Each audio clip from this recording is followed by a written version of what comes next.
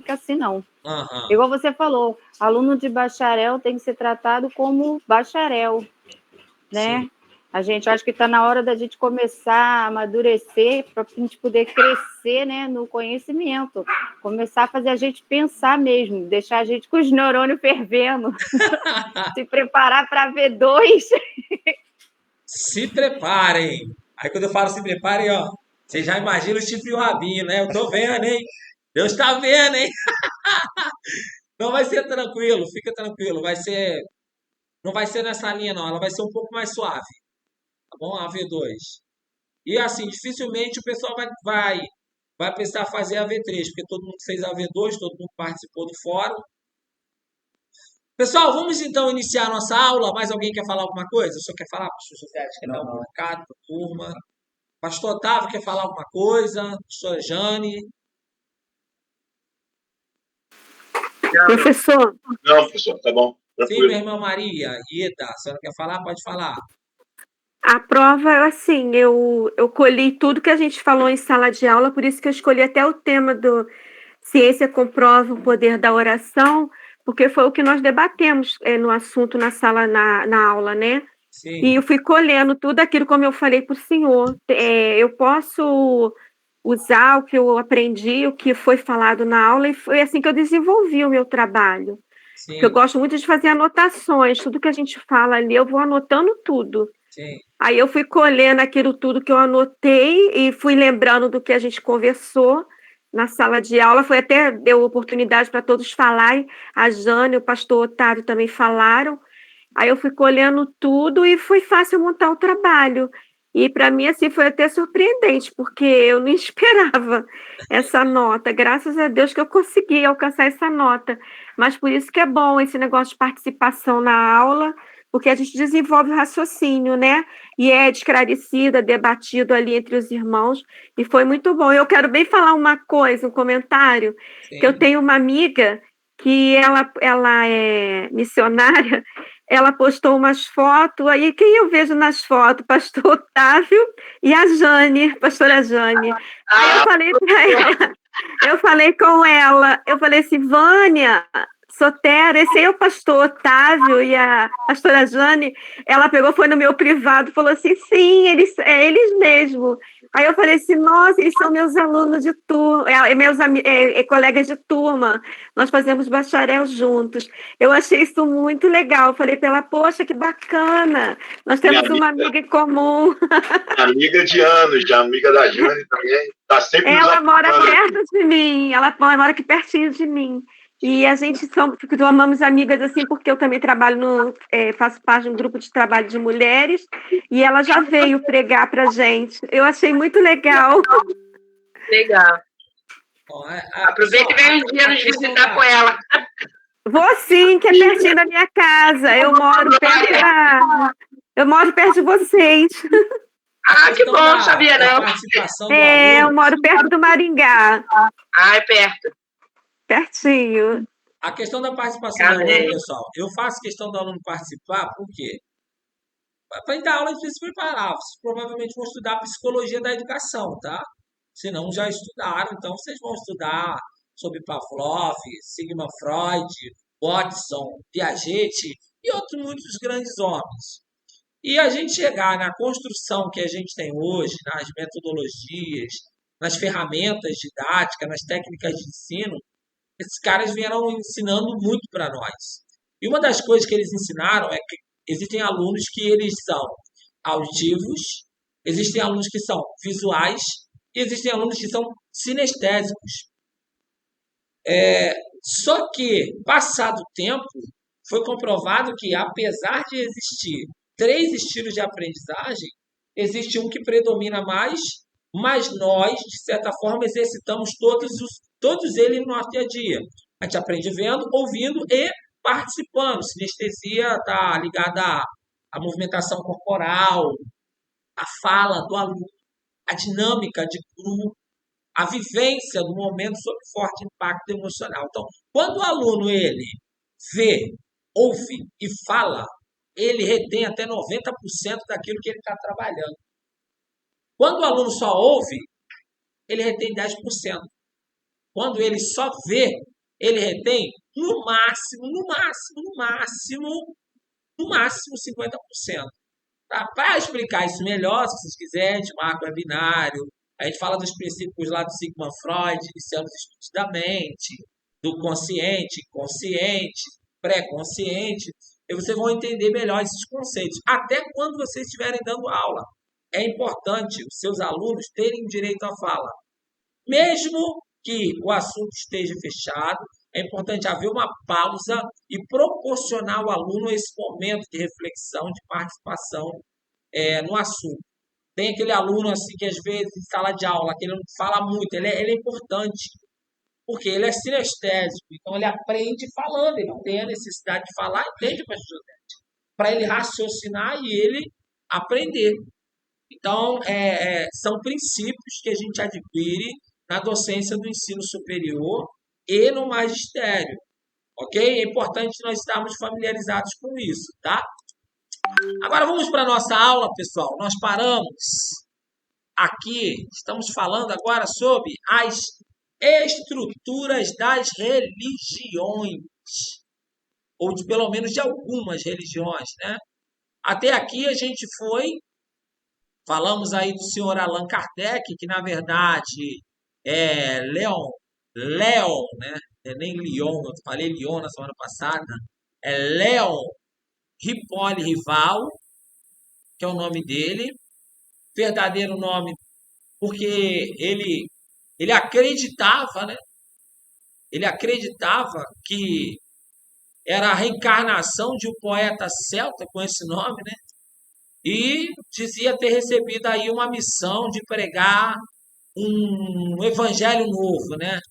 Dizia que tinha que se fundar uma nova religião. Foi quando ele começou aí o Livro dos Espíritos. Ele foi um dos camaradas que estudou as questões das meninas, né?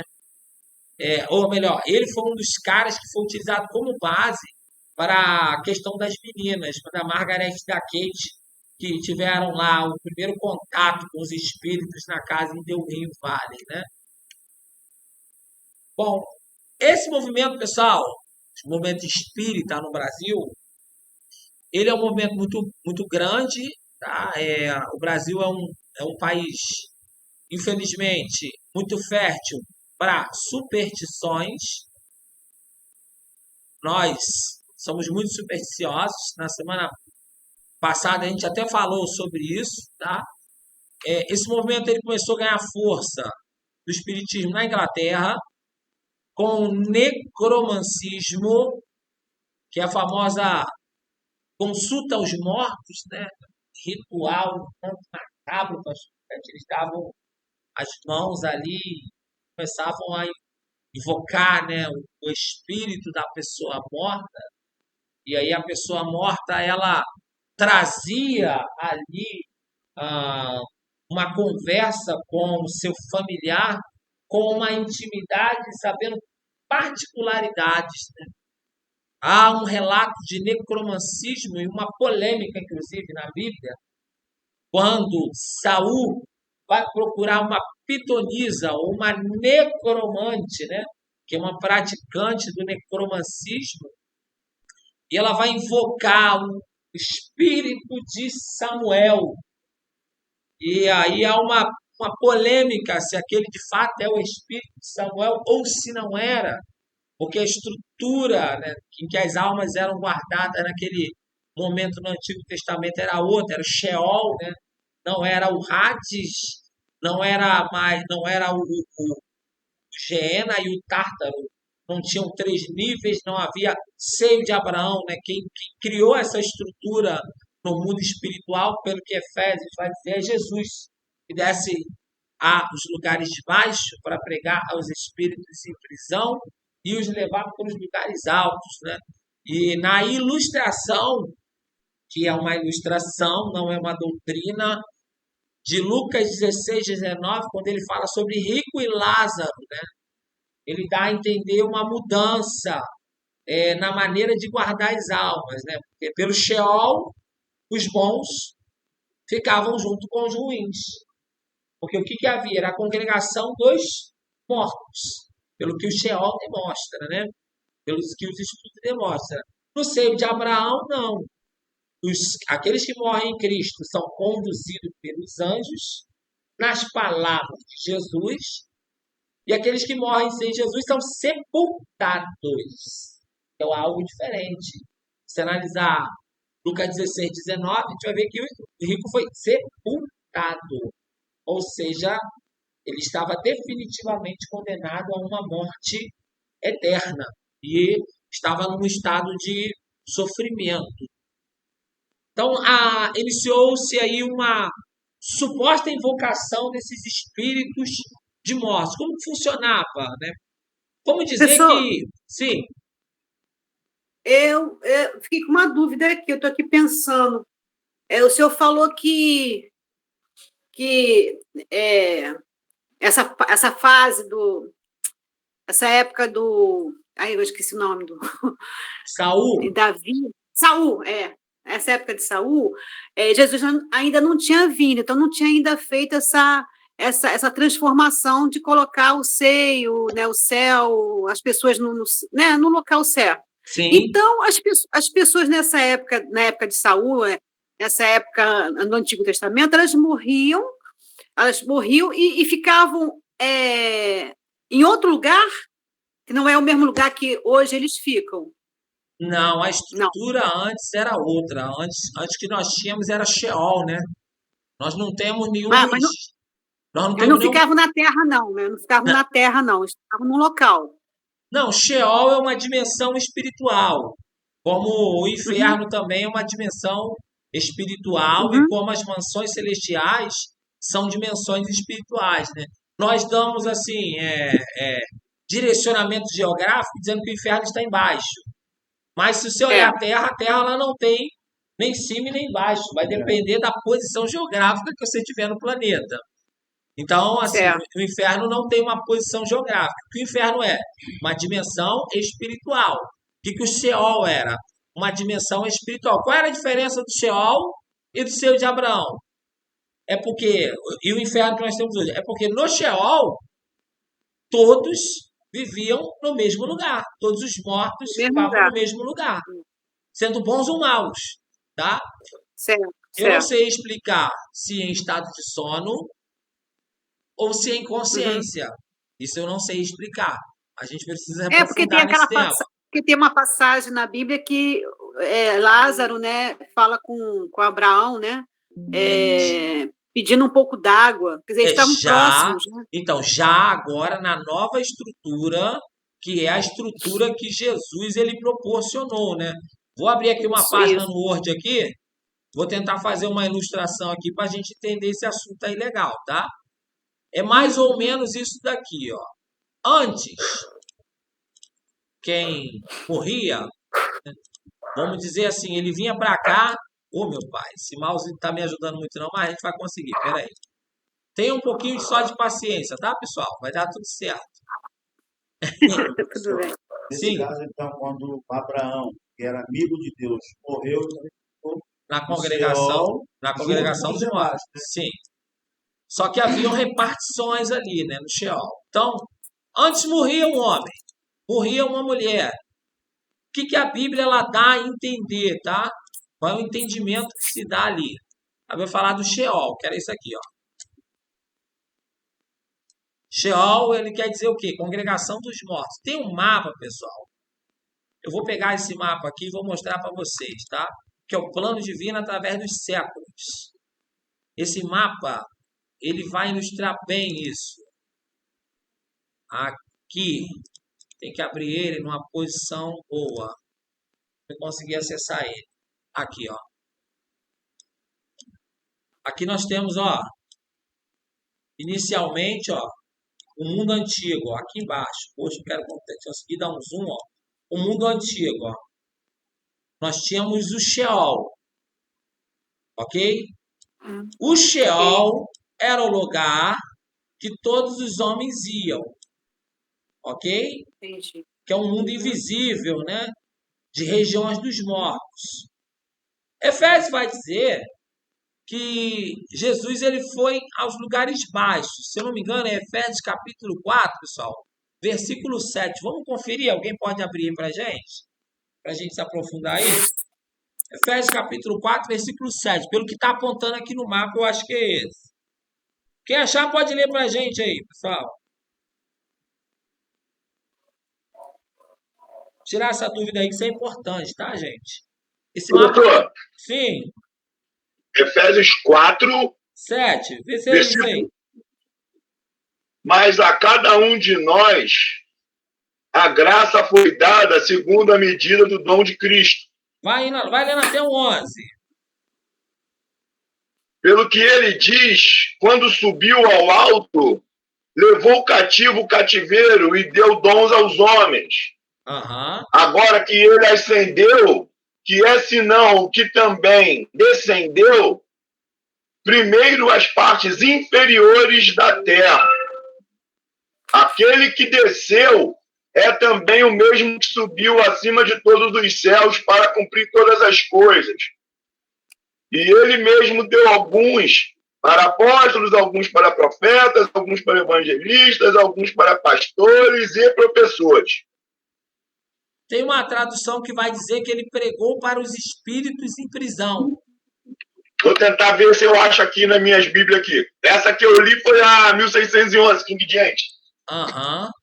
Tem uma outra tradução. Então aqui, pessoal, mais ou menos isso aqui era o Sheol, né? Todo mundo que morria ficava aqui. Então tem uma polêmica. O espírito que, digamos, Saul invocou por uma pitonisa era de fato o espírito de Samuel? Pessoal, pelas doutrinas bíblicas, claramente não. Claramente não. Trata-se de uma incidência, de uma manifestação diabólica ali. Por quê? A gente vai voltar aqui nesse tema aqui, ó.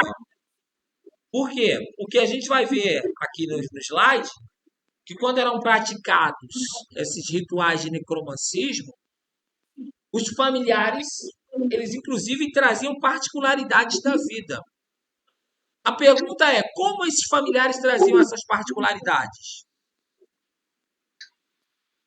Como essas pessoas, ou essas coisas, ou esses espíritos, eles traziam essas particularidades? Será que os familiares estavam no inferno e realmente eles incorporavam no corpo das pessoas?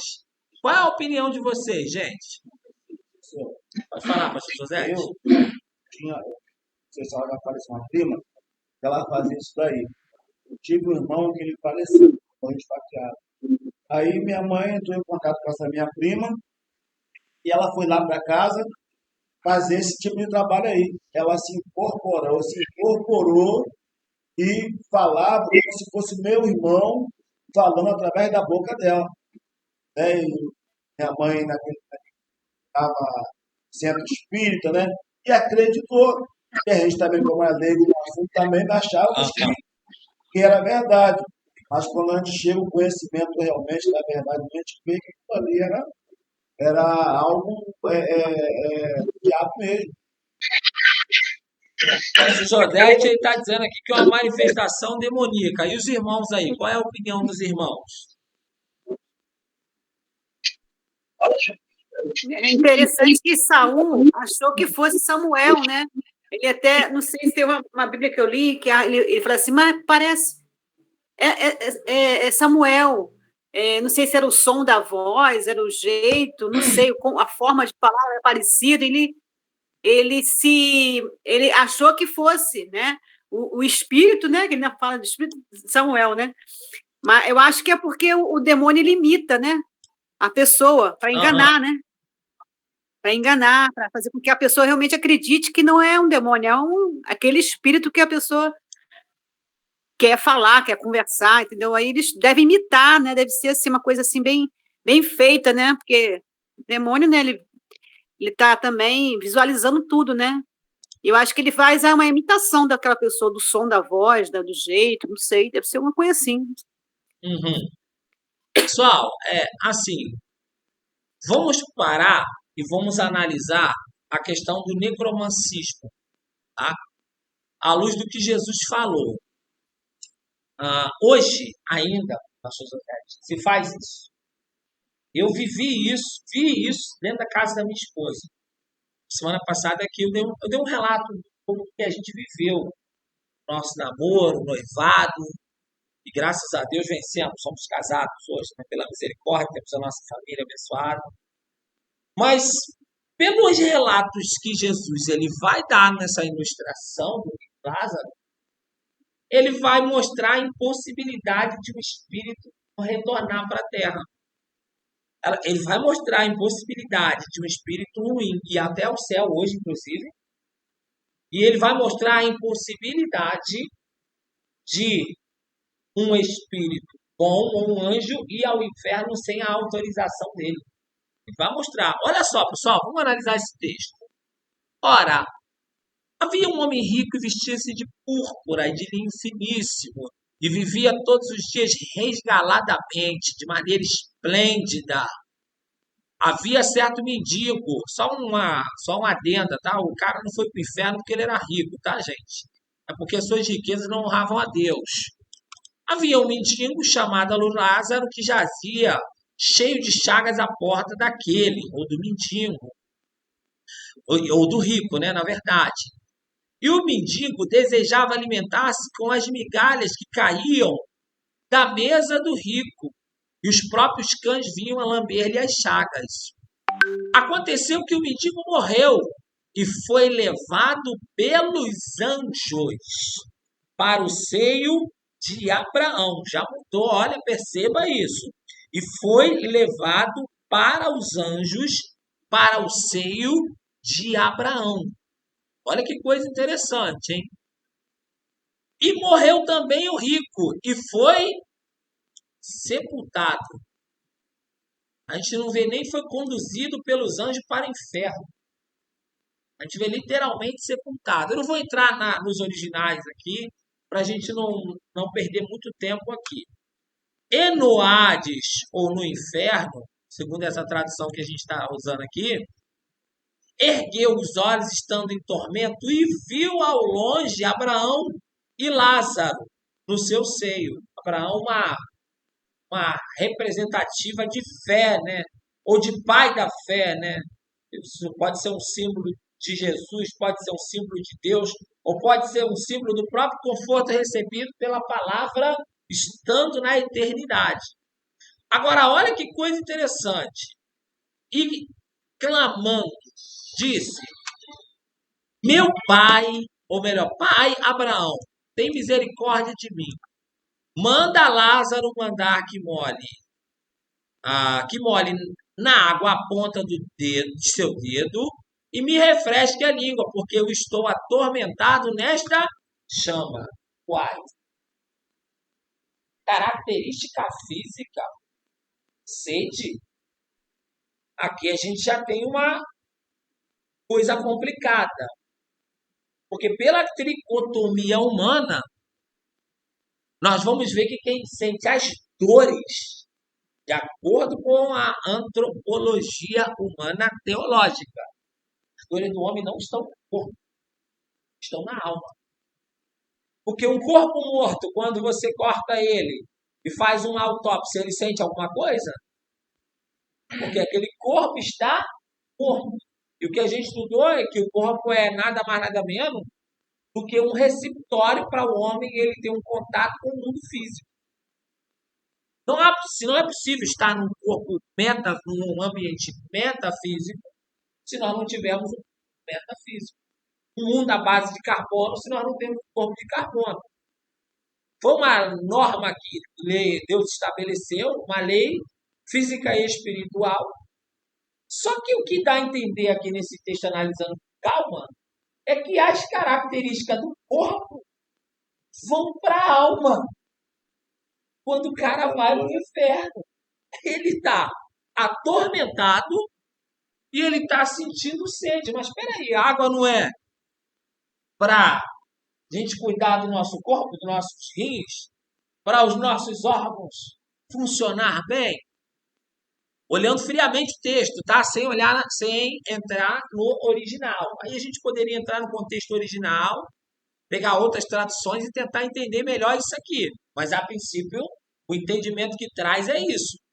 Disse, porém, Abraão, filho, lembra-te de que tu recebeste teus bens em tua vida e Lázaro somente a males. Agora, este está consolado e tu está atormentado.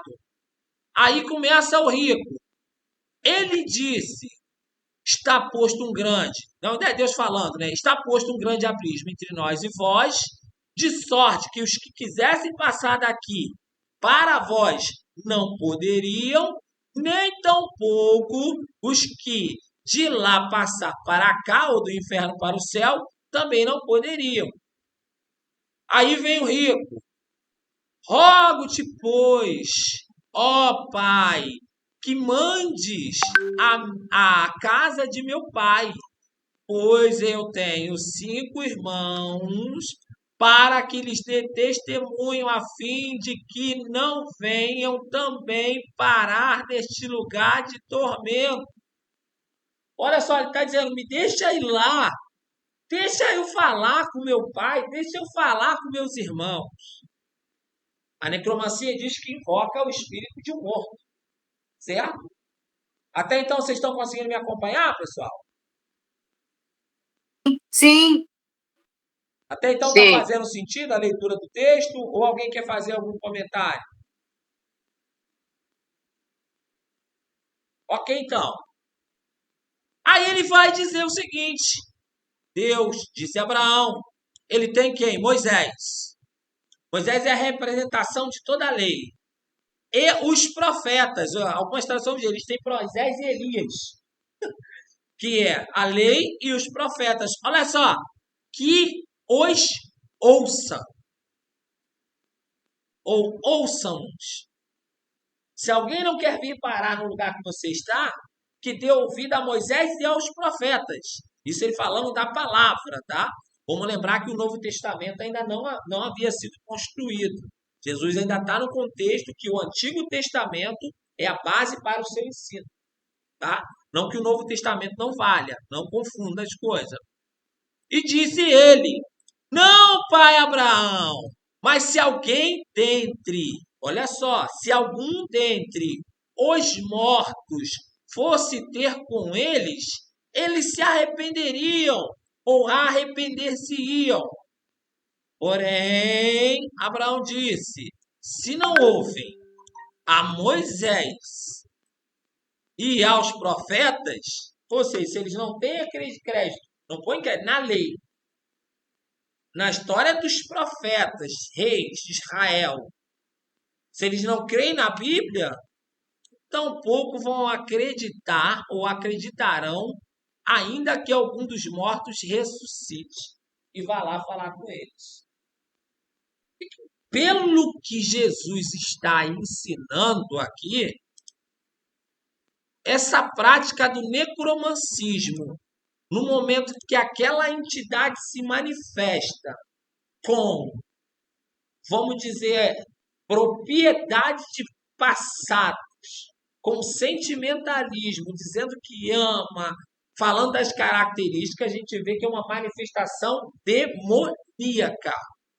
Porque um homem e uma mulher, quando eles morrem, eles infelizmente não podem mais retornar se eles morrerem sem Cristo. O que resta para eles? Hebreus 9:27. O juízo. E aí, pessoal, aqui é importante a gente fazer até uma reflexão, porque nós não vou defender nenhuma corrente, nem pré, nem pós, nem mesmo tribulacionista, tá? Mas nas ressurreições, nós vamos ter pelo menos 2. A ressurreição da igreja primeiro, e a igreja vai ressuscitar primeiro, e a ressurreição dos ímpios. Algumas linhas teológicas vão dizer que a igreja vai ressuscitar, ter o seu corpo restaurado, esteja ele do jeito que estiver, transformado, e vai para uma ceia no céu, participar de um julgamento para receber o seu galardão, mas não um julgamento para a salvação, julgamento para galardão, segundo algumas correntes, tá? Outras correntes já vão dizer que o julgamento de Apocalipse capítulo 21, o grande trono branco, vai ser a ressurreição de todos ali, e os mortos em Cristo serão julgados e chamados de ovelha, e os mortos sem Cristo serão chamados de bode. Eles vão ser julgados por aquilo que estava escrito nos livros, e esses receberão apartai-vos de mim, maldito, porque nunca vos conheci. Então, isso é corrente teológica, nós não vamos entrar em nenhuma nem em outra, tá? Mas o que dá a entender aqui é que aquele espírito não era o espírito de Samuel. Apesar de não haver seio de Abraão naquela ocasião, os homens bons não ficavam junto com os maus, pessoal. Deus sempre fez diferença entre o justo e o injusto. E essa ilustração, ela diz o seguinte, ó. Aqui está representando Gólgota, o Calvário. E aqui é a sepultura de Jesus. Está dando uma ideia que Jesus, segundo Efésios, desceu, ok? Pregou aqui dentro do Sheol, fazendo essa divisão. Olha que interessante, ó. Fazendo essa divisão. Aqui tem algumas referências, ó. Lugar das almas dos mortos, né? Hoje, que vão ressuscitar. Ficou vazio, né? Ao que tudo indica, ele foi transferido para o céu. Agora, ele não está mais no mesmo lugar. Eu não estou conseguindo achar ele aqui no mapa, porque esse mapa ele é muito rico em informação.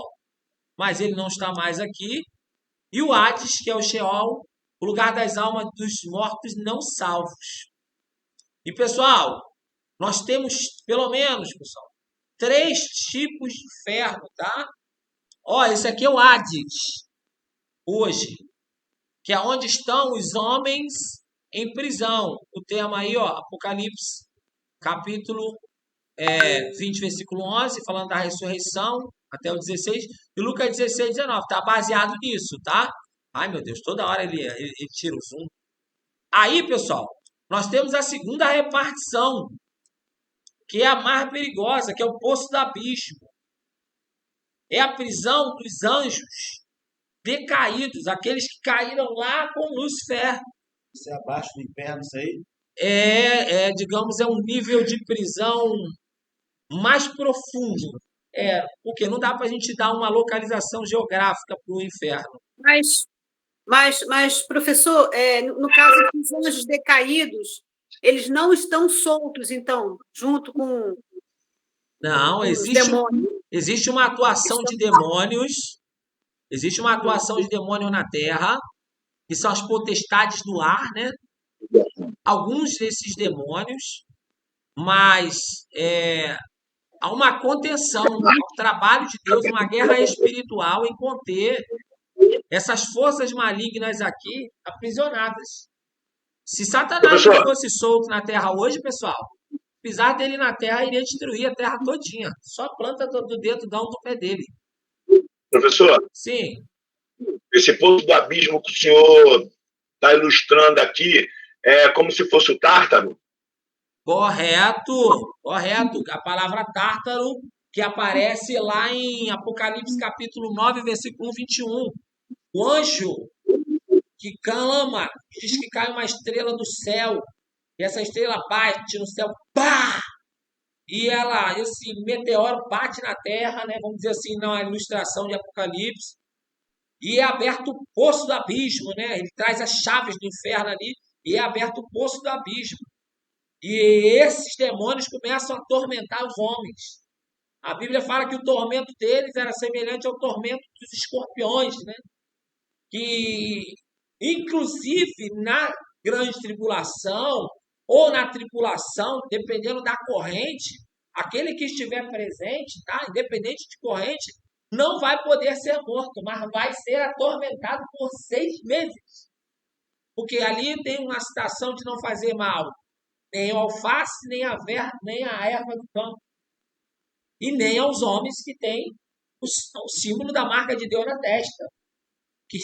Que o alface ali, a farinha, as verduras ali simbolizam os homens. Então, o Apocalipse 9 vai dar a entender que eles vão sair. Então, esse é o segundo nível. Eles vão ser soltos na grande tribulação ou na tribulação, dependendo da corrente da pessoa. E aí, pessoal, ó, por último, nós temos aqui o Geena, que é o lago de fogo, lá em Apocalipse 9, aonde vai ser condenado o anticristo, primeiramente, né? Oh, meu Deus do céu, rapaz, não para aqui, fica aqui, minha filha. Ó, o anticristo, que é o antideus, a besta, o falso profeta, que é o espírito anticristo, e Satanás, que é o antideus. Aqueles anjos caídos que estavam aprisionados, que vão atormentar os homens, também serão lançados, e todo aquele que não se achou escrito no livro da vida também, tá? Então, isso aqui é algo bem complexo. Se vocês quiserem esse mapa aqui, pessoal, eu vou até tentar mandar agora no grupo, mas ele é bem pesado. Eu vou fazer o seguinte, eu vou gerar um link para vocês fazerem download dele, tá? Vou gerar aqui agora, que senão eu esqueço. E vocês não me cobram. Entendeu? E aí é tanta coisa pra gente fazer. Deu para vocês? Vocês querem falar algo sobre isso, pessoal? Eu não tinha ainda, eu tinha muita dúvida sobre isso, porque ainda não tinha ainda pesquisado ou tido alguma aula sobre isso, né? Sempre as aulas na igreja muito rápidas, né? Eles pulam muita coisa. Então, nunca tinha observado. Eu tinha essas dúvidas, sim. Eu tinha essas dúvidas, mas ainda não tinha adquirido esse conhecimento. Foi muito bom.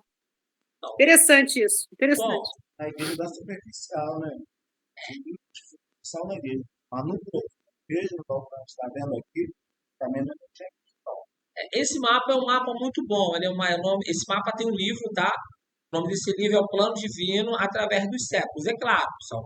E tudo que a gente está lendo, a gente precisa analisar a ponto de convergência e de divergência. E no meio teológico há correntes, tá? Eu não sou defensor de corrente teológica, pessoal. Eu entendo o seguinte, que a igreja vai entrar ou não na grande tribulação, não me importa. O que me importa é o seguinte, temos que estar pronto. Temos que estar pronto. Eu não vou perder meu tempo discutindo com pré-tribulacionista, com pós-tribulacionista, batendo de frente com o sistema de pensamento de igreja, eu não vou. O que eu digo é, temos que estar pronto, viver o evangelho na prática. Se é para sermos arrebatados antes da grande tribulação, amém, vamos ser arrebatados. Se vamos entrar na grande tribulação, Deus vai entrar com a gente, meu irmão. Deus vai entrar com a gente. E aí a gente vamos nos adaptar. Precisamos estar pronto, com a nossa vida enraizada no evangelho. Daí vem a importância da gente estar buscando conhecer, tá? Por que eu falo isso? Porque eu tenho certeza que tem pós e pré-tribulacionistas aqui. Também não estou dizendo que nenhum nem outro está errado, tá? Cada um continue segurando as suas convicções e trabalhando. O que tu acha? Eu sou neutro. Eu sou neutro. Eu sou pré. Pô, muito bom, Josete, muito bom. Eu sou pré. A minha corrente é pré. A minha corrente é pré-tribulacionista. Mas assim, eu não sou agressivo no modo de pensar, não. Eu dialogo com o código mesmo. Também sou arminiano, mas eu dialogo com o calvinista. Entendeu? Mas vamos lá. Professor, Sim. porque dizem que quem, por exemplo, vai ficar, vai ter a segunda chance. Como é que vai ficar e vai ter segunda chance? Porque se a igreja já foi, tu vai pregar em meio aos demônios, é só assim, ou tu me serve ou tu morre. Eu acho que esse é o ato de você estar firme sobre a rocha. É no momento que se você não foi, não subiu, ficou, na hora que o demônio chegar para você, tu vai me servir, você falar que não. Que eu sirvo a um Deus, mesmo eu não tendo ido na primeira leva. O que tu acha? Então, em Apocalipse tem um versículo, eu estou até caçando ele aqui, ó, que fala sobre as almas dos mortos que vieram da grande tribulação. Essas almas, elas não vão ressuscitar. Essas almas, elas vão ficar clamando por justiça debaixo do trono de Deus, ó. Deixa eu caçar aqui esse versículo. Estas são... Gente, eu não guardo os versículos de cabeça tudo, tá, gente? as almas que vieram da grande tribulação. Vamos pegar o versículo aqui que a gente vai achar. É Apocalipse 7 aqui, ó. Apocalipse 7, 9, 17, ó. Vamos ver. Depois dessas coisas, olhei e vi, eis que uma multidão ao qual ninguém podia contar, de todas as nações, tribos, povos e línguas que estavam diante do trono, e perante o Cordeiro, trajados de vestes brancas, e com as palmas nas suas mãos, né? E clamavam com grande voz, dizendo: salvação ao nosso Senhor Deus, que está assentado no trono, e ao Cordeiro. E todos os anjos estavam ao redor do trono, e dos anciões, e dos 4 animais, e prostraram-se diante do trono sobre seus rostos, e adoraram, diziam: amém. E aí vai vindo: sabedoria, ação de graça, honra, glória. Eu quero achar das almas. Aqui, ó. E um dos anciões me falou, dizendo: estes que estão vestidos de vestes brancas, quem são? E de onde vieram? E eu disse-lhes: Senhor, tu sabes. E ele disse-me: estes são os que vieram da grande tribulação, e lavaram as suas vestes, e as branquearam no sangue do Cordeiro. Por isso estão diante do trono de Deus, e servem de dia e de noite no seu templo. E aquele que está assentado sobre o trono cobrirá com a sua sombra. Então, normalmente, meu irmão Otávio, quando se diz que uma pessoa vai ter uma segunda chance, é baseado nisso daqui. Mas, olha, gente, é muito questão contextual, porque hoje a gente está vivendo uma tribulação na Terra. Estamos ou não estamos? A igreja já viveu momentos muito difíceis, gente. Nós tivemos guerras, surtos de doença. O que a gente vive hoje é só mais uma etapa da humanidade, tá, pessoal? É só mais uma etapa da humanidade. Se você estudar a história das civilizações, os povos do Evangelho para cá, que nós tivemos de guerra, de surtos de doença, genocídios, assassinatos que eram cometidos. O próprio Hitler mesmo foi maldito. Ele literalmente sacrificava os cristãos e os judeus no forno. Para vocês terem noção, tinha-se a concepção naquele tempo que aquele momento era a grande tribulação e que o Hitler era o anticristo. Para vocês terem noção. As ações dele O que estava interpretando naquele momento do Hitler? Que a igreja e os judeus eram a mulher que estava fugindo do dragão, que era Hitler, a representação de Hitler no anticristo, né? E o nazismo ali como uma besta e falso profeta, porque Hitler tinha os seus assessores. Então, isso aqui é muito contextual.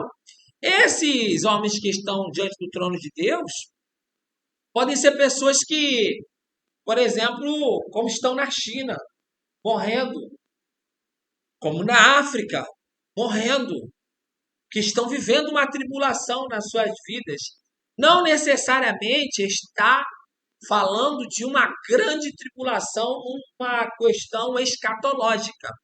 Então, normalmente diz-se numa segunda chance, baseado-se nesse versículo. Mas tudo isso, meu irmão, é objeto de muito estudo, de preferência que a gente busque aí um entendimento mais próximo do original, com diversas traduções, para nós darmos uma melhor precisão ao pessoal. Porque, gente, tá difícil servir a Deus hoje.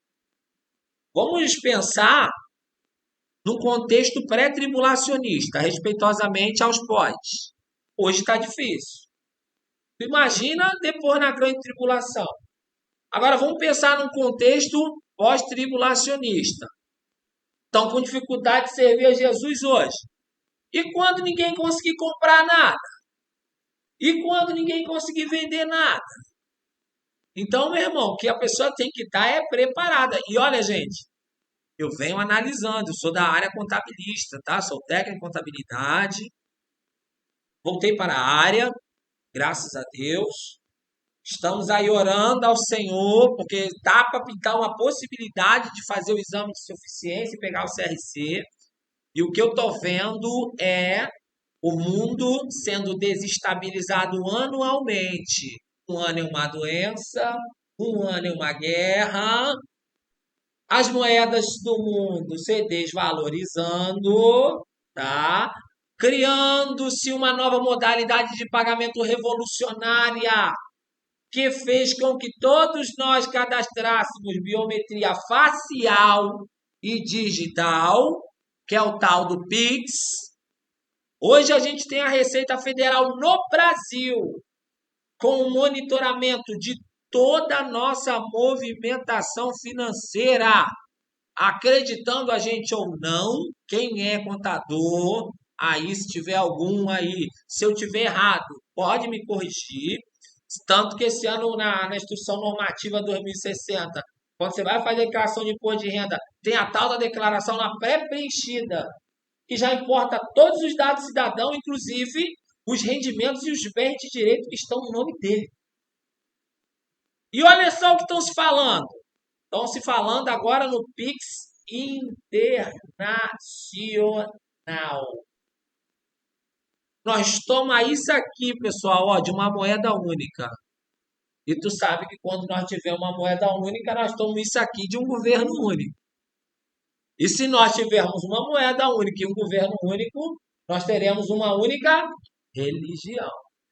E é nesse cenário que o anticristo vai aparecer. Ok?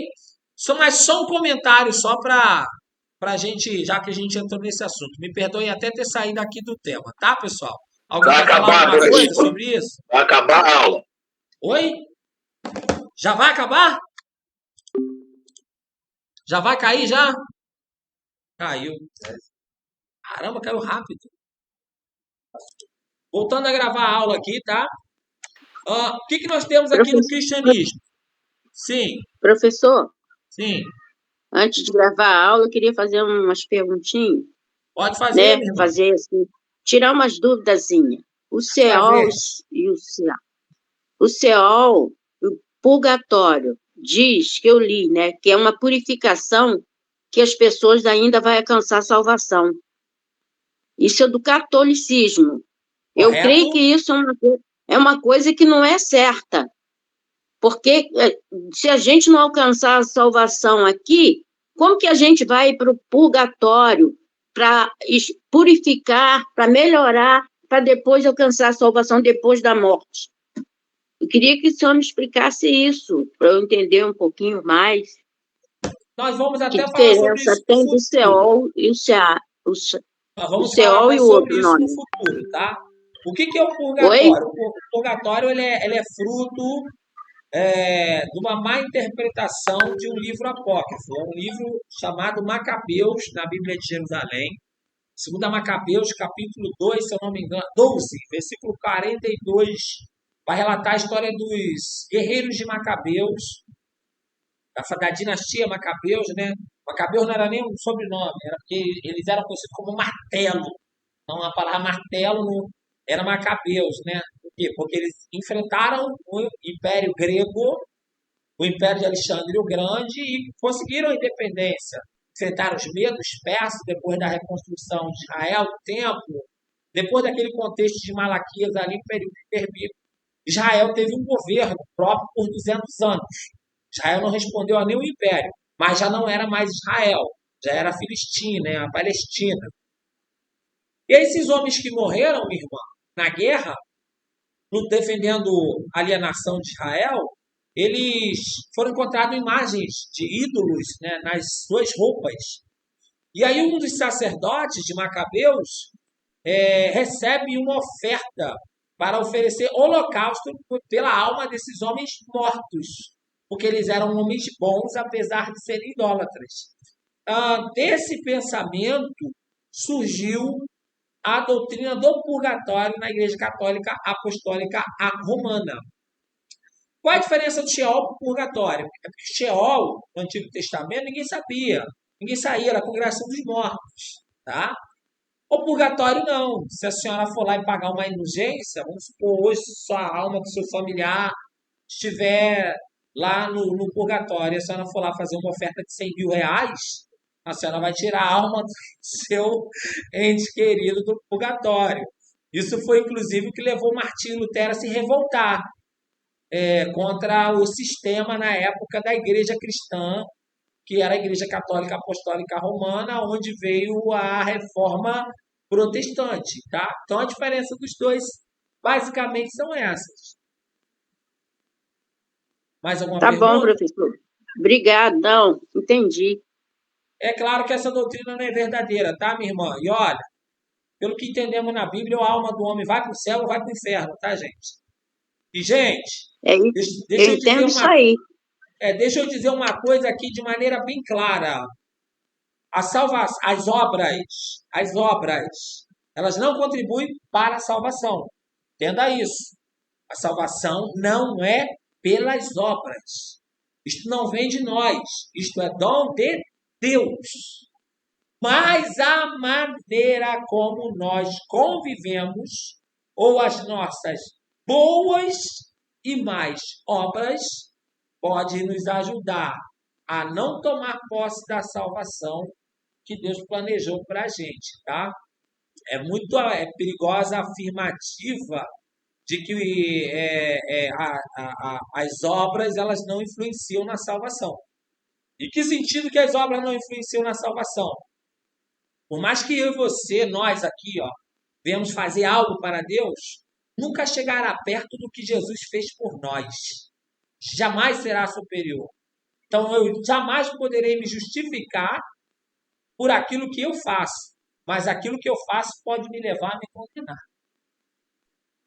Ok, pessoal? Professor, Sim, eu estava na sala de fisioterapia com uma senhora, ela é católica mesmo, devota.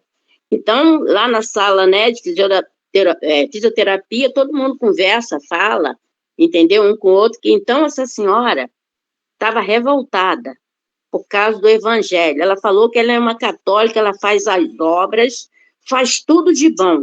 E um bandido, um assassino, né, um estrupador, quando se transforma, aceita Jesus, vai para o céu. Por quê? Ela acha que eles não eram para ir para o céu, nesse arrependimento. Porque ela faz a obra, ela faz tudo de bom e não vai para o céu. O debate foi isso. E todo mundo assim, né, se exaltando com aquilo, ela falando não. E eu ali, quieta, eu não falei nada com ela, mas o pessoal estava respondendo ela na altura. É isso que eu queria saber. O senhor está falando sobre a obra não salva ninguém. exatamente. E ela achando que salva. Só que assim, irmã, tem o seguinte, tá? A gente não pode esquecer que Deus é misericórdia, mas Ele também é justiça. Então, tudo aquilo que o homem plantar, o homem vai cessar. Jeremias 17:9, Deus vai dizer, através de Jeremias, a nação de Israel, uma coisa. Enganoso é o coração do homem perverso, mais do que todas as coisas, quem o conhecerá? Versículo 10, ele vai responder, eu conheço o coração do homem, eu provo os pensamentos e eu pago o homem segundo as suas obras. A pessoa, ela vai ser salva, mas ela vai pagar o preço pelas ações dela aqui na terra. Mais cedo ou mais tarde. Porque o juízo de Deus sempre virá sobre coisas que trazem consequências graves aos outros. Pecados contra Deus são reversíveis. Pecados contra as pessoas requerem a justiça de Deus. E hoje Jesus até nos deu uma orientação, né? Antes eu estava conversando com um amigo, tem um pastor amigo nosso lá que ele estava fazendo a segunda oração, a seguinte oração, né? Para Deus botar no leito quem está falando mal dele. E eu falei, essa oração é perigosa. E Deus pode realmente colocar no leito quem está falando mal dele. Pode. Mas se ele fala mal de alguém, ele também. Então, assim, aquilo que a gente faz, a gente também pode colher. Se quiser usar, pode usar. Então, não é bem assim, não. A pessoa vem, aceita Jesus, fez um monte de besteira e fica tudo bem. Não. Eu conheço pessoas que vieram presbítero, passou anos e morreram a tiro. Morreram a tiro. O presbítero fulano de tal foi assassinado. Porque tinha sangue na mão. Para que a justiça de Deus se cumprisse, infelizmente, ele foi salvo. Mas com ferro ele feriu, com ferro ele foi ferido. Não se engane. Deus não se deixe escarnecer. Tudo aquilo que o homem plantar, homem também vai ceifar. Deus é justo. Alguém quer falar mais alguma coisa, pessoal? Professor, Alexander, paz. Aham. Pode O falar. que acontece? O senhor estava falando a respeito das obras, né? As obras, ela não teria influência no tribunal de Cristo? Sim, muitas. Apenas influência no tribunal de Cristo, né? Não para a salvação. Não, as obras elas não são suficientes para a salvação.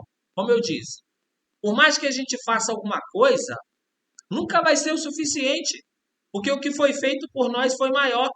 Um inocente que estava na forma de Deus, não teve por usurpação ser como Deus, se aniquilou, desceu à terra em forma de homem, viveu de forma correta, justa, nunca pecou e se entregou voluntariamente. Então isso é impagável. A Bíblia vai dizer que nós fomos comprados por um alto preço. Agora, as obras elas podem influenciar para a condenação. A Bíblia vai dizer: quando eu tive fome, tu não me deste de comer. Quando eu tive sede, tu não me deste de beber. Quando eu estava nu, tu não me vestiste. Quando eu estava enfermo, tu não foste me ver. A Bíblia vai dizer que vão ficar de fora os mentirosos, os cães, os roubadores, os homicidas, os amantes da mentira. Isso não são obras? Não são atitudes que nós tomamos diariamente? Então, as obras elas não contribuem para a salvação, contribuem para galardão. Se elas forem se elas forem boas, contribuem para galardão. Se elas forem más, contribuem para a perdição. Professor, bem e não faz. Peca. Pode falar, meu irmão. Paz, professor. É interessante a gente frisar esse texto. Achei muito interessante esse assunto que está sendo abordado. O ladrão da cruz seria uma alusão de tudo isso que o senhor está falando, professor, porque ele fez o que fez, né? Estava na cruz e pagou, né, assim, por tudo que ele fez na terra aqui. Mas teve uma nova oportunidade. Talvez seria uma alusão do que a gente estamos falando, professor, porque eu tenho isso para mim. Eu não costumo discutir quem foi salvo ou quem deixou de ser salvo, porque essas coisas elas cabem a Deus. Mas ele colheu aquilo que plantou e no último minuto ele teve a sua oportunidade. Sim. Você fez uma boa referência aí. Francamente, toda a minha vida eu nunca tinha pensado dessa forma. Essa manhã você me ensinou algo novo, né? O irmão me ensinou algo novo. Realmente ele estava na cruz, ele não saiu da cruz, ele morreu. Mas ele se arrependeu. E ele vai confessar, na verdade, né? Nós estamos aqui porque merecemos, mas este homem é inocente. Pastor José tinha falado, pode falar, Pastor Não, José. é só essa colocação, né? Pode fazer bem e não faz, né? Pega contra Deus. É como nós, às vezes, temos muitas obras de caridade. As pessoas, às vezes, dão porque tem, né? Dão porque tem. Mas tem pessoas que, às vezes, não têm, às vezes, nem para si mesmo, mas ajuda pessoas que estão precisando. É igual a oferta da viúva. Não tinha nem para ela, mas o que ela tinha, ela depositou aos pés. Bem falado. Pode concluir. Então, pessoal, assim, que fique bem claro essa questão aí que a nossa irmã Valdinéia falou. Não é tão simples assim não, tá, gente? Eu, graças a Deus, eu vou ser sério para vocês. Eu não subi pouco para falar nada dessas coisas. Graças a Deus. Não tenho esse testemunho não, entendeu? Não tenho nada contra quem viveu essa vida, mas a gente sabe que tem uma consequência para ele ali, no futuro. Que ele precisa orar bastante. Então, vamos aos pilares do Espiritismo, pessoal. Tem a invocação dos mortos, a reencarnação, a negação do conceito bíblico da ressurreição, porque se há reencarnação, logo não há ressurreição.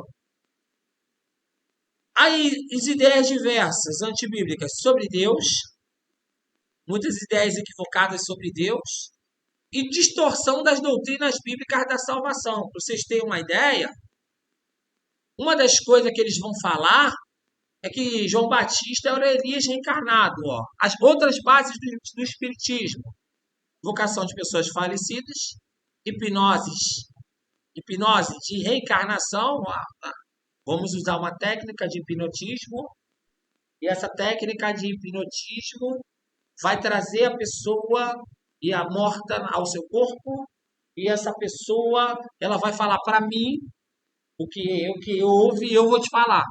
Só que você vai estar em estado de inconsciência. Está amarrado no Jesus. Está em transe. Está amarrado no meu. Eu não vou falar nada para ninguém. Estou dizendo eu como exemplo, porque eu não quero botar essa afirmação espiritual sobre ninguém. Gente, pai da hipnose, tá? Para vocês terem uma ideia, é um chamado Sigmund Freud. Vocês já ouviram falar dele. Ele vai trazer essa ideia quando ele estuda as nossas neuroses, né? Psicoses e surtos. E aí ele traz os conceitos de consciência, inconsciência, né? E pré-consciência. Ou melhor, consciência, pré-consciência e inconsciência. Falando de atividade neurológica no sentido do resgate de informação. Então, ele começa a trabalhar ali a estrutura de maiêutica e da reflexão no ambiente condicionado. Isso era a hipnose na época, para levar a pessoa a resgatar informações do porquê ela tinha certas reações, certos estímulos. E aí, mais tarde, vai vir outros homens, Wilson Pavlov, outros homens trazendo uma ideia parecida. Então, a hipnose neurocientífica nada tem a ver com uma religião. Aqui é uma mistura de ciência com religião e uma espécie de sincretismo científico. Tá? Então, não há muito sentido nisso aqui, não. A negação do conhecimento bíblico da ressurreição, quando eu falei, é uma coisa complicada, porque fala da reencarnação. E as ideias antibíblicas sobre Deus são diversas, né? Eu não vou nem citar aqui, porque são muitas, além da distorção das doutrinas. Aí vem os tipos de espiritismo, pessoal. Aí são muitos. Atenção, nós que somos pais aí, e meus irmãos, como é desafiador ser pai nesses dias, hein? Quiromancia, que é a adivinhação pelo exame das linhas, né? Tá errada ali, tinha, das linhas das mãos, né? Mesmo que quiroscopia, tá? Então é aquele ato espírita que o cigano normalmente ele usa, né? Eu vou ler o seu futuro pela sua mão. Gente, isso aqui, ó, é uma biometria manual. Isso aqui vem de uma característica genética. Isso não quer dizer nada. Não tem nem sentido espiritual, tá?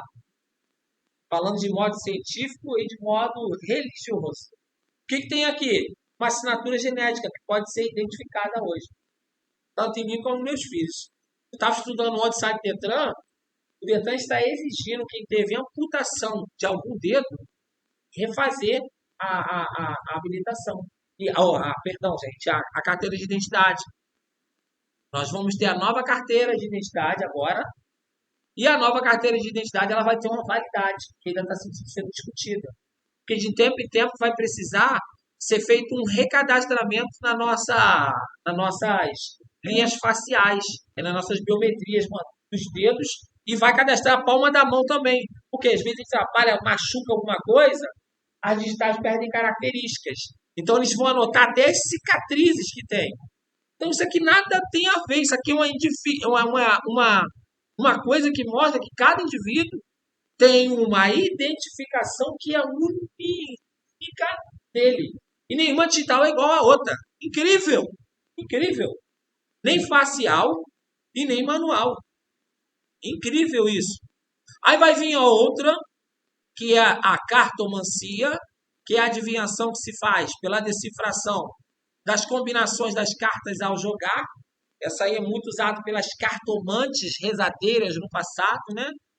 Tem a grafologia, pessoal, que já é um estudo de elementos anormais, patológicos, de uma personalidade, feito através de análise de sua escrita. E aí agora, né, como eu disse, infelizmente, a engenharia social está se entranhando no meio da educação. Na nossa época tinha uma coisa chamada caderno de caligrafia, que amoldava a nossa escrita e nos ajudava a desenvolver uma escrita mais legível. Isso agora foi excluído porque foi dado a afirmativa de que distorcia a personalidade do indivíduo.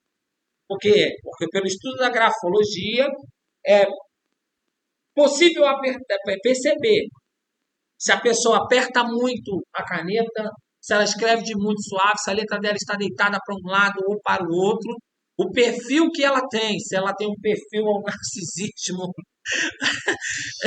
São, assim, estudos de muita variável que, infelizmente, são tratados no nosso meio como ciência e religião. Por quê? Dentro da grafologia também há um segmento religioso que entende que, de acordo com o atual modo de escrever, você tem uma linha a seguir na sua vida, um destino, seja ele bom ou ruim. E o que é pior, não pode ser mudado, tá? É questão de coordenação, né? De atividade cerebral. A gente está rindo aqui, mas é com respeito, tá, gente? Hidromancia, que é a arte de adivinhar por meio da água. É uma das coisas que Deus ele condenou lá em Oséias, né? E em Amós também. Aí vai vir a astrologia. Gente, eu sou apaixonado pela mecânica celeste. Quem dera se antes de eu morrer, Deus me permitisse pegar uma nave daquela lá do Nicolas Tesla e nem que ela explodisse comigo lá no alto. E eu poder ver a Terra de cima. Eu sou apaixonado por isso. Mas isso nada tem a ver com religião, pessoal. É um estudo ou conhecimento de influência dos astros, especialmente dos signos, no destino e no comportamento dos homens, também conhecida como uranoscopia. Posições estelares, posições do Sol, estações do ano, constelações cujo nós descobrimos e damos os nomes e nem sabemos se estão mais lá, porque a maioria do que vivemos saindo da nossa atmosfera para cima é conjectura, não há uma prova tangível, palpável, há cálculos físicos e matemáticos complexos que podem ter falha, são coisas lógicas, essas coisas nada tem a ver com a influência espiritual que o indivíduo vive, né? A gente diz, eu sou de Gêmeos. Gêmeos tem um temperamento forte. Não, Gêmeos não tem um temperamento forte. Você é uma pessoa que não trabalhou o seu coeficiente emocional, tem que trabalhar. Isso. Eu sou de Touro, eu não me dou bem com ninguém. Não é porque você nasceu numa época em que deram o nome daquele signo de Touro. Não. É porque você precisa trabalhar a sua maneira de conviver com as pessoas. Você precisa ouvir as pessoas e falar, ser menos agressivo na maneira de tratar. E assim, sucessivamente. A gente diz, falando de tal de peixe. Não, gente de peixe é ruim. Então, as pessoas estão com essa forma de espiritismo em prática. E, meu povo, vou olhar mais para a câmera aqui, ó. Tem crente que lê horóscopo. Tem ou não tem, pastor? Infelizmente, gente, tem pessoas que têm isso como uma ciência. Isso é um algo religioso e maligno, tá? Aí vão vir os baixos espiritismos, pessoal. Nós temos aí já as práticas que a nossa irmã Jane vai conhecer e vai poder nos ajudar aí, ó, o voodoo. Eita, essa palavra aqui ficou mal demais, hein? Deixa eu até apagar ela. Me perdoem aí, tá, gente? Esse termo ele é ofensivo nos dias de hoje. Culto dos afro, vamos dizer assim, antilhanos, né? De origem animista, que se vale de certos elementos do ritual católico. Na verdade, no Brasil, nós estamos falando do voodoo local, que é o voodoo, que é um voodoo, por exemplo, na África, ele leva como base os elementos da natureza. E, literalmente, a invocação das forças malignas, né? Perdoe-me pela palavra ali, negro, tá, gente? Eu não quis ser ofensivo. Na verdade, eu printei isso do livro e coloquei aqui, mas não observei, tá? Então, eu estou já me retratando, porque caso alguém veja, queira me processar, eu já estou dizendo que não foi proposital, tá? Então, pessoal, isso é muito praticado hoje, tá? Eu não sei se vocês lembram, tinha uma crença, que é uma crença do voodoo, pastor. As pessoas tinham a orelha queimar, e ela dizia assim, estão falando mal de mim. E vinha, vou morder aqui agora na camisa, que ela vai morder a língua. Alguém já viu isso aí? Alguém ou foi só eu? Muitas vezes. É uma prática espírita, gente. De dentro Eu falo que se coçar a mão é dinheiro. Coçar a mão é dinheiro. Eu já vi crente falando isso, pô, dentro da igreja. Pois é, são coisas, práticas espíritas. Gente, eu não vou falar isso não. Não vou falar, eu ia falar, mas vou falar outra coisa. Não, Gente, fala, professor. Solta o chinelo, se o chinelo virar, a mãe morre. Chinelo virado pra porra. Pior não é isso, eu já vi gente pegando, escrevendo nome de pessoas com raiva. Aí, o marido saiu de casa, tá? Já temos família assim, o marido saiu de casa com um amante. O marido tá errado, tá, gente? Tá errado. Tá muito errado. Eu não concordo com essa prática. Eu sou um homem de uma mulher só, pretendo me casar. Só vou me casar de novo se ficar viúvo. Mas se Deus quiser, eu vou morrer antes. Se Deus eu vou morrer antes da minha esposa, que eu não quero enterrar ela. Quero que a minha esposa viva bastante. E se eu for, eu digo pra ela, pode casar que tu cuidou muito bem de mim. Eu não vou voltar pra te perturbar, não. É brincadeira, tá, gente? Mas olha, já teve casos de a gente tratar famílias que o homem foi embora e a gente orar e está uma incomodação naquele ambiente. E eu perguntava para a pessoa, nós perguntávamos o que a pessoa está fazendo diferente. A pessoa me trazer o nome do marido e da amante dentro de um copo de água no congelador. E eu perguntei, para que aquilo? Para que isso? Para esfriar o relacionamento. São práticas que são adotadas no dia a dia, as pessoas fazem e elas nem sabem que estão praticando rituais espíritas. Daí nós temos, pessoal... Oi. Professor? Sim, pode falar. Não, isso aí que está falando, realmente, tem pessoas cristãs que os outros chamam e falam que é macumbeiro, além de ser cristão macumbeiro.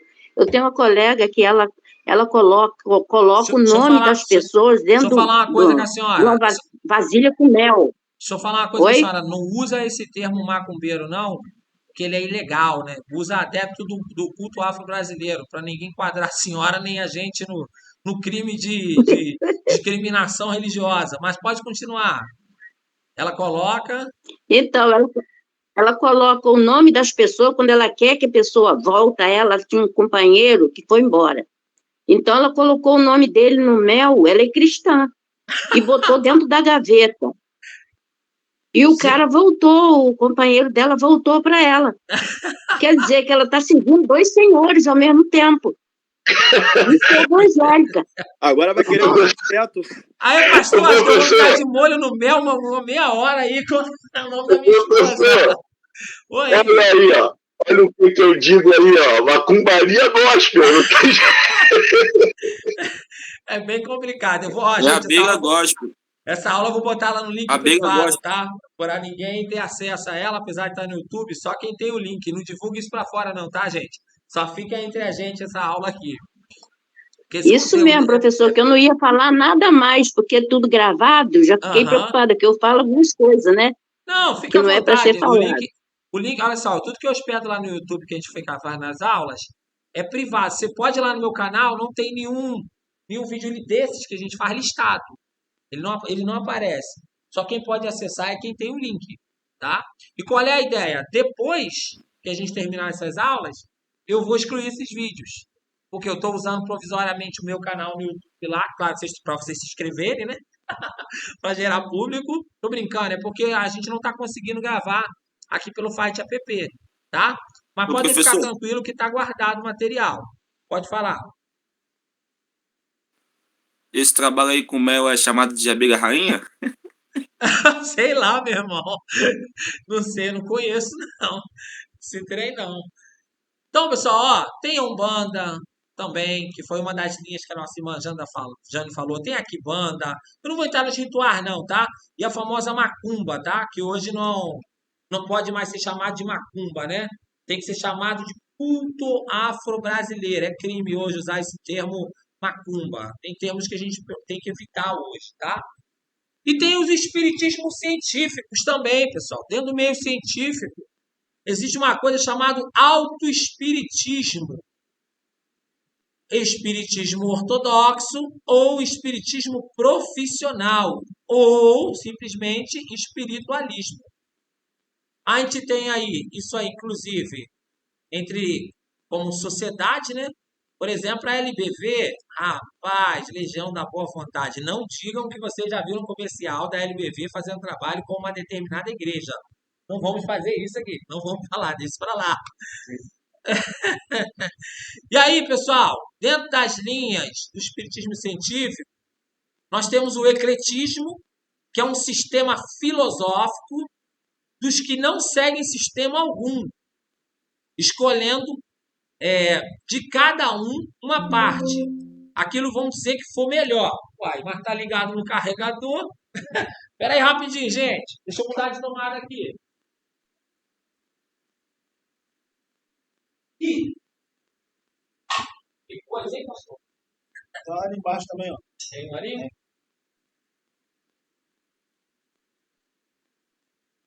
Carregou? Ah, foi. Carregou. Liguei o carregador na tomada ruim. Então, quem é que não escolhe participar de sistema algum? Quem é? Qual foi o nome que a gente deu para isso? Ateísmo. Que também aqui está enquadrado numa forma de espiritismo. O que ele escolhe? Aquilo que é bom para ele, tá?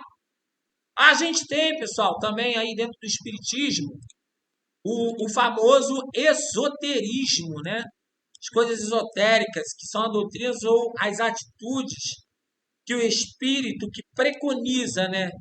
Que dá ensinamento de verdade, deve reservar-se a um número restrito de iniciados. Estão conseguindo me ouvir aí? Estão conseguindo me ouvir, pessoal? Não. E agora? E agora, voltou? Voltou. Ok. Foi só um lapso na internet aqui. Lá de casa a internet, ela como é maior, a gente não tem a capacidade dela, né? É maior. Então, o que eles fazem aqui, no esoterismo?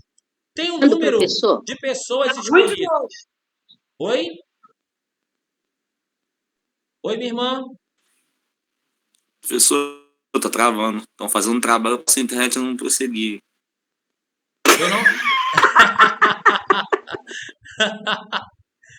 Então, nós temos também o teosofismo. Desculpa a palavra aí, mas tá ruim. Desculpa, você agora. Tá ruim. Botaram a internet Mas no o que mel, houve, minha alguma irmã? coisa assim, não é possível. Eu perdi. Me fala aí, agora eu quero ficar por dentro. O que houve? Tacaram o chip do seu dentro do congelador. Ah, é? Cada nota. Coloca o nome do professor no congelador por causa da nota, não. Aí, pessoal, nós temos o teosofismo, que também são religiões filosóficas, que tem por objetivo a união do homem com a divindade mediante a elevação progressiva, ou a meditação do espírito, ou a iluminação, né? Onde o homem ele vai treinando a sua mente, praticando boas obras e ele chega a um momento do nirvana. Ele se torna um Deus. Aí vem a teoria, pessoal, que é uma das piores, que é da reencarnação. Que é uma ideia que, infelizmente, o homem ele vai voltar à vida, ele morre e ele reencarna. É uma ideia amplamente defendida pelas grandes produções, né? Destruída esta teoria, o espiritismo ela não pode subsistir.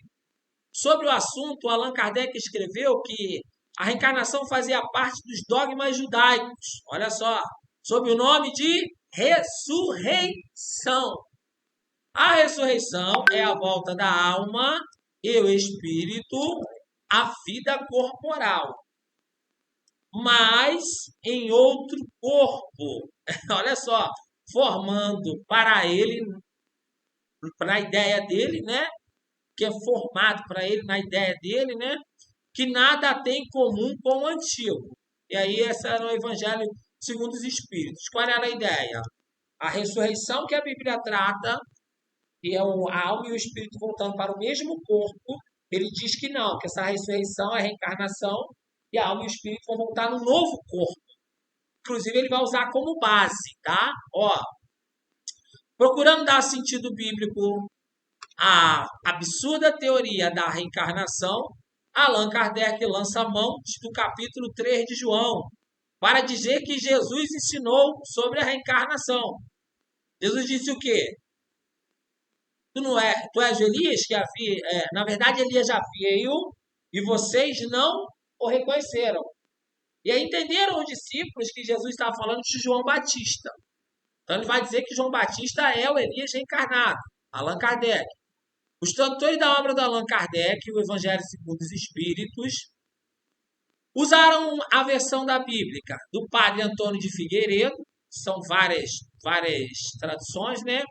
Com contexto na base de tradução grifado versículo 3, citando o capítulo que falava de João. Na verdade, digo que não pode ver o reino de Deus senão aquele que renascer de novo. Na verdade, ele está falando de Nicodemos aqui, me perdoem aí, tá? Eu fiz uma confusão aqui. E o nascer de novo, na ideia dele, ele está falando sobre não um nascimento no espírito, não um nascimento na água, não um nascimento de uma nova vida, mas uma nova reencarnação, né? Vai reencarnar até chegar no reino de Deus. A ideia dele, nesse momento, era isso. Vai ter um momento aqui, pessoal, eu antecipei, que ele vai falar sobre Elias. Aqui, ó. Quando Jesus fala que Elias já veio. João Batista era o Elias? Aqui, ó. Lá ele estava falando sobre o novo nascimento, né, que era a questão do diálogo de Jesus com Nicodemos. E aqui ele já vai usar como base as palavras de Jesus em Mateus 17, 10 ao 13. Dirigindo-se a Jesus, perguntaram-lhe os seus discípulos: por que dizem, pois, os escribas ser necessário que Elias venha primeiro? Então, Jesus respondeu: de fato, aí vai falar, Elias já veio e não o reconheceram. Antes fizeram com ele tudo quanto quiseram.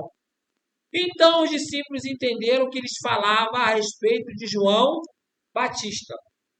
Isso está lá em Mateus, capítulo 17, versículo 10 ao 13. Acerca de João Batista, disse mais Jesus: e se queres dar crédito, este é o Elias que haveria de vir. Então o que ele está dizendo? Está dizendo que Jesus está reafirmando a reencarnação. Agora, pessoal, se tu pegar o Evangelho segundo João, vamos abrir aí, Evangelho segundo João, capítulo 1, a gente vai ver que essa afirmação ela não é muito verdadeira, não. Porque o próprio Jesus o próprio João Batista vai dizer que não é o Elias. Ele vai dizer que é a voz do que clama no deserto, né? É João capítulo 1, vocês lembram aí o versículo? João capítulo 1, 19? Será que é isso? Vamos ver.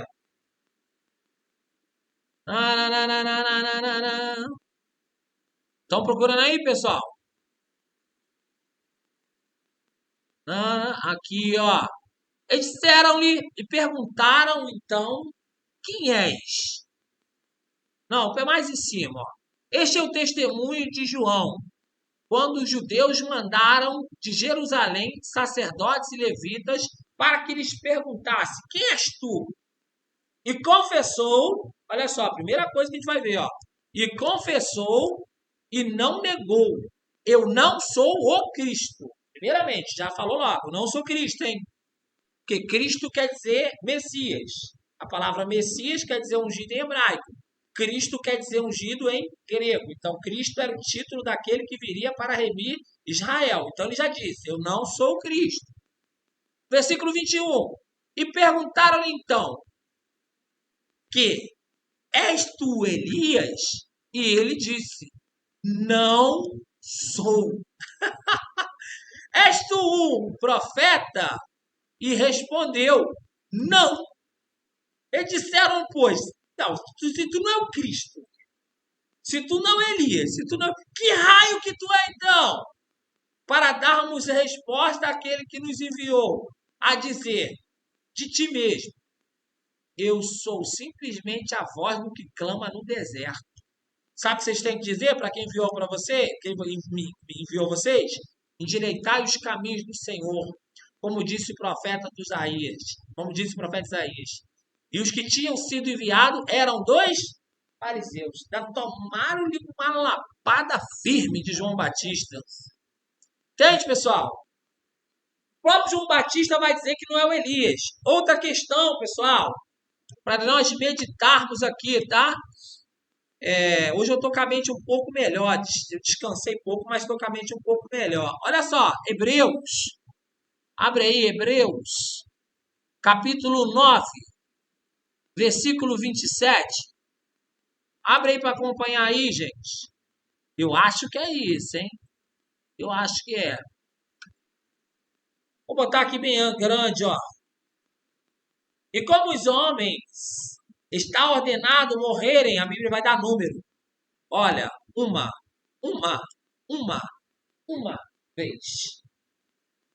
Vindo depois disso o quê? O juízo. O que é o juízo? É o julgamento para recompensa boa ou ruim.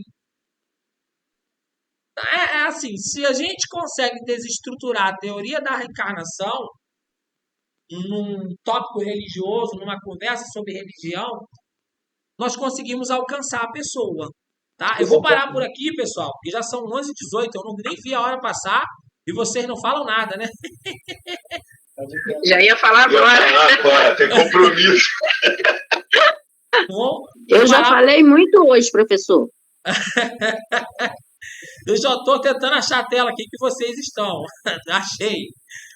Alguém quer falar mais alguma coisa, pessoal? Não? Então tá ótimo, estaremos encerrando. Tá? Me perdoem aí ter avançado o horário. Deus abençoe vocês. Pastor Otávio, pode fazer uma oração aí para a gente ir embora, Pastor Otávio? Amém. Oremos. Soberano Deus e eterno Pai, Pai querido e amado, em nome de Jesus Cristo, Senhor, nós te agradecemos pelo fôlego de vida que tu nos deste, por esse dia, por esse momento, Senhor, ao qual nós estamos em união, mesmo distantes um do outro, mas em união no pensamento, em união para aprender mais de ti, que o Senhor possa abençoar, Senhor, a cada ministério dessa classe, que o Senhor possa nos dar força, intrepidez, coragem para continuar aprendendo de ti e que a nossa luz prevaleça sobre as trevas. Abençoe cada ministério, abençoe a nossa casa, o nosso lar. É o que nós te pedimos em nome de Jesus. Amém. Amém. Meus irmãos, muito obrigado, tá? Deus abençoe vocês. Pastor José quer se despedir também. Paz para todos. Pastor! Que Deus vos dê um dia abençoado e produtivo. E mais uma vez me perdoa aí pelo avanço do horário, tá? Amém. Me perdoa também, pastor. Nada, meu irmão. Pode perguntar. A paz, irmão. A paz. Dia abençoado. Amém. Para todos. Encerrando a chamada. Tchau, tchau, gente. Meu pastor José, muito obrigado por seu ter vindo, tá? Uma bênção. Estou contigo. Ai, graças a Deus. Deus é fiel sempre, né?